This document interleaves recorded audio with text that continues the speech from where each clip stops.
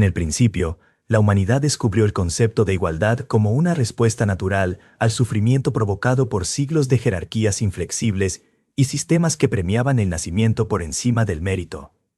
La igualdad fue vista como una luz en medio de las tinieblas, una promesa de que todos, sin importar su origen, tendrían acceso a las mismas oportunidades. Fue una esperanza legítima, una idea noble. La equidad, a su vez, surgió como una evolución más sofisticada de esa igualdad primigenia. No se trataba solo de dar lo mismo a todos, sino de reconocer diferencias estructurales, contextos distintos, desventajas heredadas. Esta noción fue celebrada como una forma de justicia más profunda, más consciente del tejido social. Con el tiempo, sin embargo, la línea entre equidad y privilegio comenzó a desdibujarse, aunque muy pocos lo notaron al principio. Lo que alguna vez fue un acto correctivo para nivelar las oportunidades, empezó a consolidarse como una constante excepción justificada. Las políticas de equidad, impulsadas por intenciones puras, se transformaron gradualmente en mecanismos rígidos que, lejos de disolver desigualdades, las reforzaban bajo una nueva forma, el favoritismo moralmente aceptado. Las intenciones se mantuvieron nobles, pero los resultados empezaron a mostrar otra cara, una que nadie se atrevía a nombrar por temor a ser etiquetado como insensible, retrógrado o incluso cruel. La paradoja comenzó en el momento en que la equidad se institucionalizó sin límites temporales ni revisiones contextuales. Cuando cada diferencia se convirtió automáticamente en una desventaja estructural, cuando cada obstáculo individual se interpretó como una opresión colectiva, las intenciones, aunque bienvenidas, dejaron de tener relevancia frente a los efectos colaterales que generaban. Y es que cuando un sistema privilegia constantemente a un grupo en nombre de una deuda histórica, ¿no corre el riesgo de generar otra forma de desigualdad? ¿Qué ocurre cuando la excepción se vuelve regla, y la regla se convierte en una barrera para quienes no califican dentro de las categorías protegidas? Una nueva asimetría emergía, silenciosa pero firme. No era producto del poder económico ni del linaje ancestral, sino de una narrativa que premiaba al que más sufría, al que más había sido marginado, sin considerar los matices individuales, las complejidades personales o las trayectorias propias. El dolor se volvió moneda social, y en algunos casos, identidad. Cuanto más podía alguien demostrar haber sido excluido, mayor era su acceso a beneficios, recursos o reconocimiento. Lo que antes era una herramienta para reparar, comenzaba a convertirse en una estructura que otorgaba poder a partir del sufrimiento. A medida que las instituciones adoptaban este modelo, se volvió cada vez más complicado cuestionarlo. Hablar en contra de los excesos era sinónimo de atacar la justicia, y cualquier duda razonable era inmediatamente deslegitimada. Se construyó un nuevo lenguaje que blindaba la narrativa. Palabras como deconstrucción, representatividad, espacios seguros, se convirtieron en escudos contra cualquier intento de análisis crítico. Lo que alguna vez fue un camino hacia la justicia, se transformaba ahora en un sistema que premiaba ciertas identidades a costa de otras. La sociedad, en su afán por no repetir los errores del pasado, parecía caminar hacia una nueva forma de segmentación, más sutil, pero igual de excluyente. No era un retroceso explícito, sino un giro inesperado en la búsqueda del progreso, como si al querer reparar una pared agrietada, se aplicara tanto cemento que terminará cubriendo las ventanas. La luz de la igualdad seguía ahí, pero difusa, filtrada por capas de intención y corrección acumuladas. Lo paradójico no era la existencia de la equidad, sino su evolución hacia una herramienta de poder en sí misma. Un poder que ya no solo reparaba, sino que decidía quién merecía y quién no, quién tenía voz y quién debía callar. Aquí comienza el análisis profundo de esa paradoja. Un viaje sin héroes ni villanos, sin una verdad absoluta, solo matices que por incómodos que sean, merecen ser observados. El paso siguiente en esta paradoja fue casi imperceptible, como ocurre con todos los cambios profundos que nacen de la costumbre y no de la imposición directa. Las políticas que alguna vez pretendieron ser puentes, comenzaron a actuar como muros invisibles. Ya no se trataba de facilitar el acceso, sino de definir quién era legítimamente merecedor de ese acceso con base en un conjunto de categorías previamente establecidas. Las intenciones permanecían inalteradas, pero el terreno donde se ejecutaban se volvía cada vez más inestable. La sociedad, siempre ávida de símbolos, comenzó a construir ídolos alrededor del concepto de la reparación. Las instituciones educativas, las empresas, los medios de comunicación y los espacios culturales empezaron a competir entre sí para mostrar su nivel de compromiso. Las métricas ya no se centraban en el mérito o la innovación, sino en la diversidad cuantificable, en las cuotas, en los perfiles. El ideal de igualdad dio paso a una contabilidad moral, donde cada número representaba no un ser humano, sino un marcador de cumplimiento político. Y cuanto más se podía demostrar una desigualdad histórica, mayor era el capital simbólico acumulado. Los escenarios cambiaron, las oportunidades también. Lo que antes se otorgaba por esfuerzo, ahora debía repartirse en función de un equilibrio simbólico. No importaba si una persona era brillante, innovadora o resiliente, si no formaba parte de un grupo previamente reconocido como vulnerado, su avance era visto con sospecha. La idea de justicia se redujo a una fórmula. Si alguien había tenido menos antes, debía recibir más ahora, sin importar los matices de cada caso particular. Esa lógica, aparentemente justa, comenzó a mostrar sus grietas. Primero fueron susurros. Estudiantes que se sentían desplazados pese a haber trabajado incansablemente. Profesionales que no eran promovidos no por su falta de mérito, sino por no representar una casilla de inclusión. Luego vinieron los silencios incómodos en reuniones, donde nadie se atrevía a cuestionar una decisión por miedo a ser acusado de insensibilidad. Finalmente, llegó la normalización.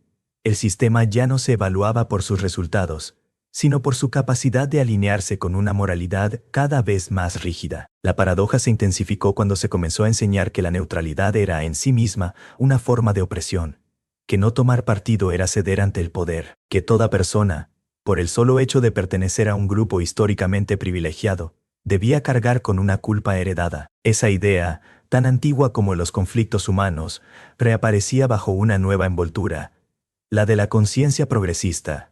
Pero en su esencia, seguía siendo lo mismo: culpar al individuo por una colectividad, negar su singularidad, reducir su identidad a una etiqueta. Así, la equidad dejó de ser un camino hacia la igualdad y comenzó a convertirse en una nueva forma de exclusión. Una exclusión con justificación ética, adornada de buenas intenciones, pero no menos dura que la que alguna vez pretendió combatir. Y mientras tanto, la mayoría permanecía en sí, atrapada entre el miedo a decir lo indebido y la necesidad de adaptarse al nuevo orden. Los espacios de debate se transformaron en cámaras de eco. Las ideas divergentes dejaron de tener lugar, no por falta de argumentos, sino por falta de permiso. Preguntar, indagar, matizar, se volvió peligroso.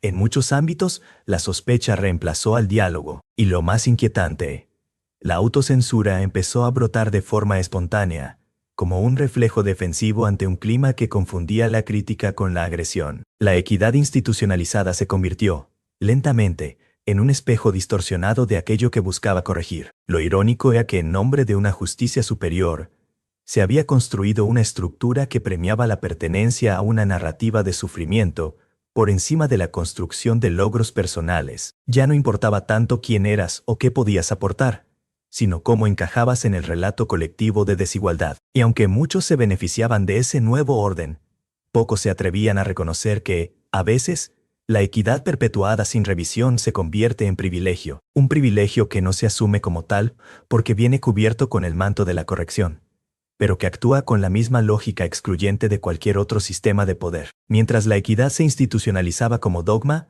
lo que alguna vez fue herramienta de justicia, comenzó a asumir la forma de un sistema de clasificación social. Este nuevo orden no se basaba en la acumulación de bienes ni en los apellidos, como en los viejos regímenes, sino en la pertenencia a una historia colectiva de sufrimiento. Se instauró, sin proclamarlo abiertamente, una jerarquía de dolor. Aquellos que habían vivido, o heredado, formas más visibles de exclusión, recibían mayores oportunidades de representación, visibilidad y legitimidad. Con el paso del tiempo, esto comenzó a modificar no solo las estructuras sociales, sino las propias identidades. Algunas personas empezaron a moldear su narrativa personal en función de cómo encajaba en esa jerarquía. Ser parte de un grupo históricamente marginado otorgaba acceso a espacios que, de otra forma, estarían fuera de alcance. Ya no bastaba con ser competente. Era necesario además pertenecer a una categoría identitaria que otorgara valor simbólico. El mérito se convirtió en una capa secundaria, útil solo si venía acompañado de una historia que validara el privilegio correctivo. La paradoja se profundizó cuando los individuos comenzaron a competir, no por sus habilidades, sino por su lugar en la escala de desventajas. El sufrimiento dejó de ser una experiencia privada y se transformó en un activo público. Y con ello, emergió una tendencia sutil, pero creciente, a instrumentalizar la identidad. La pregunta silenciosa dejó de ser ¿qué sabes hacer? Y pasó a ser ¿a qué grupo perteneces? O peor aún, ¿cuánto has sufrido? Esto dio origen a un fenómeno tan complejo como inquietante. El valor de las personas empezó a medirse por su capacidad de representar una herida, no una posibilidad. Este cambio, aunque sutil, alteró el tejido moral de la convivencia. La culpa, antes una emoción personal vinculada a actos concretos, se volvió colectiva, hereditaria, y se convirtió en un mecanismo de regulación social. Algunos nacían con una deuda simbólica que nunca podrían pagar, mientras otros accedían a recursos morales ilimitados solo por existir en un grupo reconocido como oprimido. El sistema no tenía intención de dañar, pero generaba nuevas formas de resentimiento, difíciles de verbalizar sin caer en la descalificación automática. Y entonces ocurrió algo aún más complejo. La polarización se disfrazó de conciencia. En lugar de tender puentes, los discursos comenzaron a levantar trincheras. Se formaron bloques morales, cada uno convencido de su superioridad ética. La conversación dejó de girar en torno a ideas y se centró en identidades. Las etiquetas se volvieron definitivas, pesadas, inamovibles. No había redención ni posibilidad de redefinirse fuera de la categoría impuesta. Las personas ya no eran vistas como agentes de cambio, sino como portadoras de culpa o de justicia, según la narrativa que les correspondiera. Aún así, lo más paradójico fue el silencio de aquellos que sabían, que sentían la contradicción, pero no encontraban espacio para expresarla.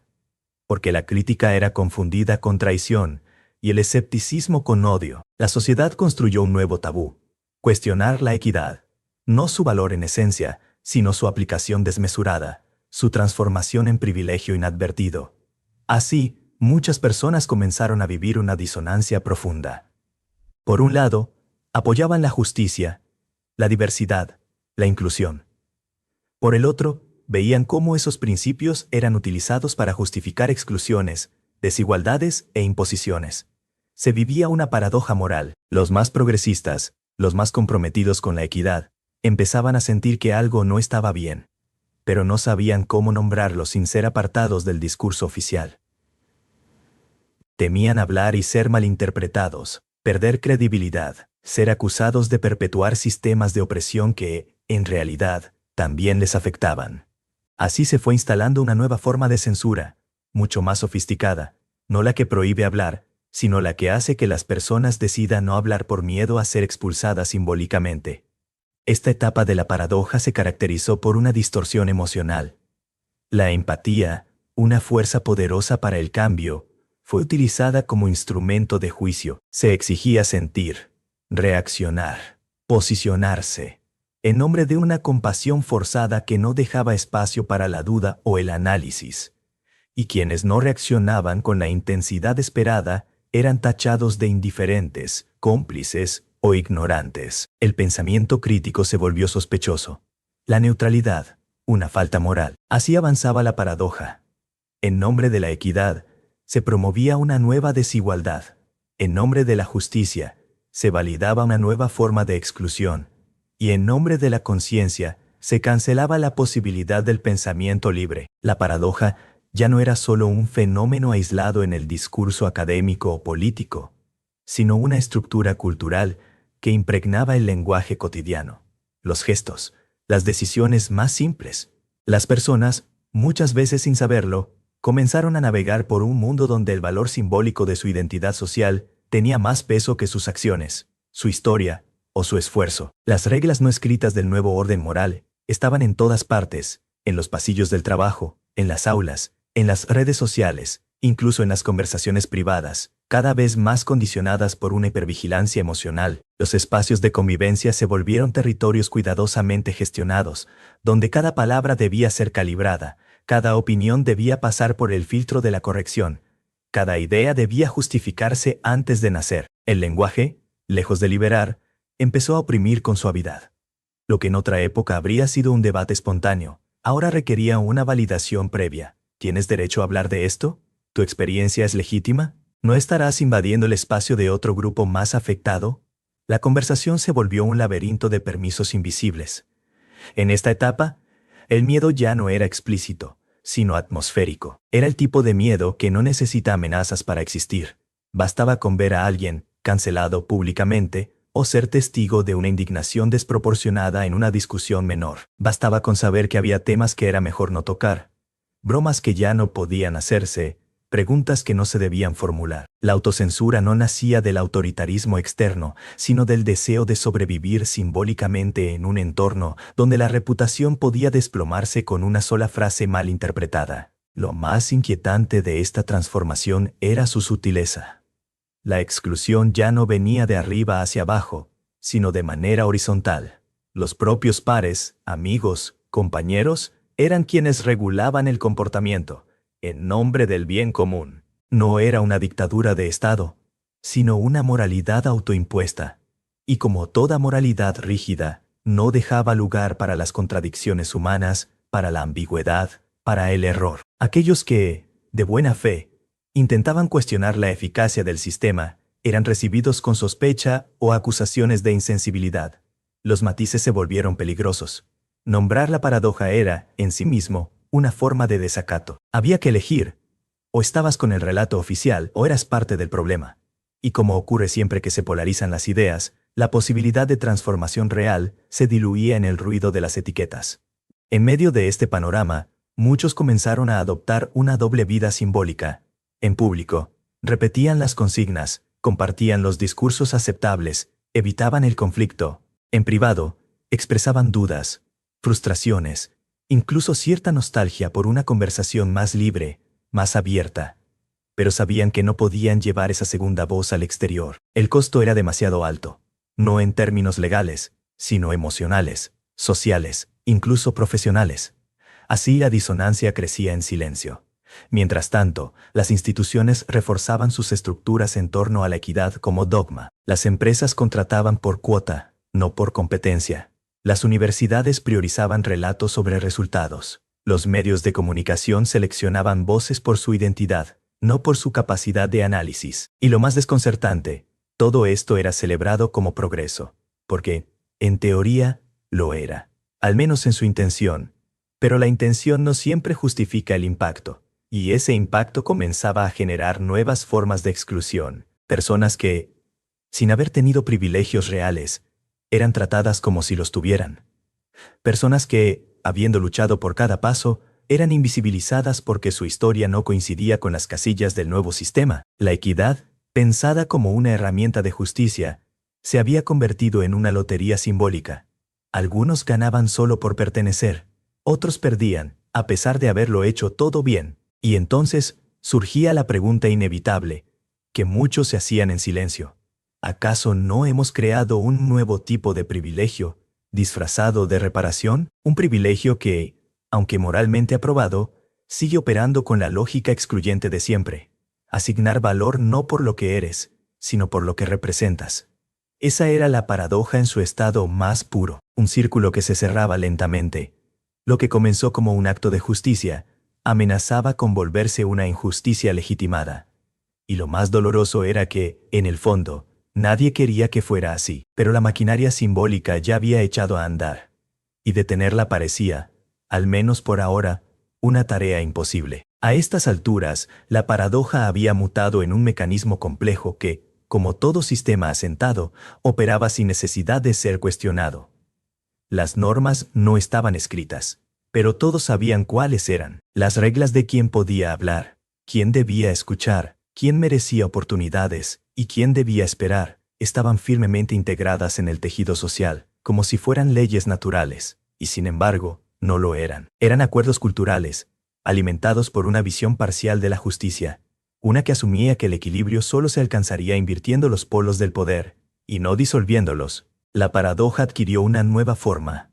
La imposibilidad del mérito en un sistema que desconfiaba de él. En lugar de ser el puente que conectaba capacidades con oportunidades, el mérito fue reinterpretado como una ilusión, una herramienta del privilegio, una forma encubierta de exclusión. Así, Se promovía la idea de que cualquier resultado positivo era, en el fondo, sospechoso, a menos que viniera de un contexto validado por la narrativa dominante. Quien ascendía fuera de los parámetros del nuevo orden era considerado un accidente o una amenaza al relato. Lo que antes era admirado, el esfuerzo, la dedicación, la excelencia, ahora era mirado con recelo si no venía acompañado de una historia aceptada de dolor. Este cambio fue más que simbólico. Tuvo consecuencias reales en las trayectorias de vida de millones. En los procesos de selección, en las becas, en las subvenciones, en los premios, en las visibilizaciones. Ya no bastaba con destacar, había que encajar, y para encajar, a veces, era necesario silenciar partes de uno mismo, exagerar otras, adaptar la identidad a las exigencias del momento. El sistema recompensaba el relato, no el proceso, la estética de la lucha, no la sustancia del logro. Entonces apareció un fenómeno aún más perturbador: el resentimiento invertido. Aquel que se sentía desplazado por esta lógica no podía quejarse abiertamente, porque hacerlo lo colocaba en una posición vulnerable. Cuestionar el privilegio correctivo era sinónimo de querer perpetuar el privilegio tradicional. No había grises. El resentimiento, como en todo ciclo social, comenzó a crecer en los márgenes, no en los extremos ideológicos, como muchos pensaban, sino en la vida cotidiana, en las oficinas, en los pasillos académicos, en las pequeñas frustraciones acumuladas de quienes sentían que su esfuerzo ya no era suficiente si no iba acompañado de una historia validada.